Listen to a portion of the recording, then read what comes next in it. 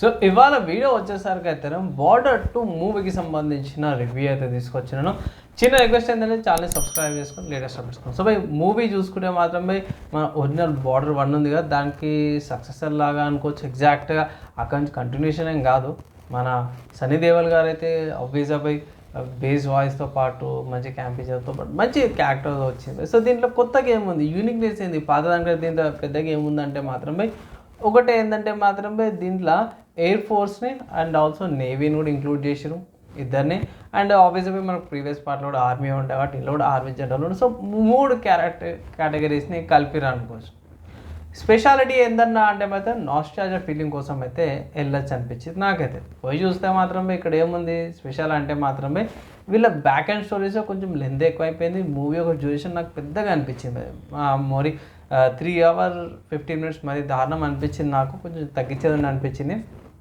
ఇంకొకటి ఏంటంటే ఒక ఆర్మీ కానీ నేవీ కానీ లేకపోతే ఎయిర్ ఫోర్స్కి సంబంధించిన ఫ్యామిలీస్ ఎలా ఫీల్ అవుతాయి, వాళ్ళ ఇబ్బందులు ఎలా ఉంటాయి. అండ్ సన్నీ దేవల్ గారి క్యారెక్టర్ మాత్రం గుండె హత్తుకపోతుంది. నెగిటివ్స్ చెప్పుకోవాల్సి వస్తే ఇక మరి ఘోరంగా అయిపోతాయి అన్నమాట. ఎందుకంటే ఫస్ట్ గ్రాఫిక్స్ ఘోరంగా ఉన్నాయి. అసలు ఎందుకు ఇంక్లూడ్ చేసారు అనిపించింది నాకైతే. పెద్దగా ఏం అనిపించలేదు. ఫీల్ కానీ మీరు ఒరిజినల్ బార్డర్ చూసింటే ఇట్లా మాత్రం ఈ బార్డర్ 2 ఆ ఫీల్ అంత రాదు. కొత్త రకంగా ఉంటుంది కానీ అదే నాస్టాల్జియా ఫీల్ అయితే అంత అనిపించదు. సాంగ్ ఒకటి ఉంటుంది స్టిల్ ఇప్పటికి నేను ఒరిజినల్ ప్రిఫర్ చేస్తాను దీనికంటే కూడా. అదే జర బాగా అనిపిస్తుంది నాకు ఎందుకో. ఇక్కడ కొన్ని సీన్స్ క్రింజ్ బాగున్నాయి, ఘోరంగా ఉన్నాయి. కొన్ని ఆక్వర్డ్ సీన్స్ కానీ ఎందుకు రా ఇక్కడ ఉండరు కదరా అంటే మాత్రం బలవంతంగా చూపించినట్టయితే కొన్ని సీన్స్ యాడ్ అయిపోయినాయి అనిపించింది నాకు. కాబట్టి కొన్ని సెంటిమెంట్స్ కావాల్సుకొని ఇంక్లూడ్ చేసినట్టు కూడా అనిపించింది. వాళ్ళ లైఫ్స్, సోల్జర్స్ వాళ్ళ లైఫ్ వాళ్ళు బాగానే చూపించారు.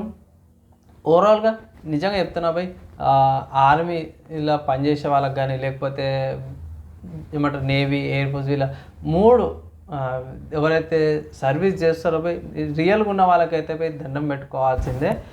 కానీ మూవీ చూపించే విధానంలో ప్రాపర్గా చూపించలేకపోయి చాలా మిస్ అయిపోయింది. అక్కడ కొంచెం క్రింజ్ అనిపించింది అండ్ ల్యాగి ఎక్కువ అనిపించింది, డ్యూరేషన్ ఎక్కువ అనిపించింది. నా సలహా మటుకు చూసుకుంటే మాత్రమే ఒక బెటాలియన్ లాగా ఫ్రెండ్స్ లాగా ప్రీవియస్ బార్డర్ 1 లాగానే ఇంకొంచెం బెటర్గా ఇంప్రూవైజ్ చేసింటే బాగుండేది.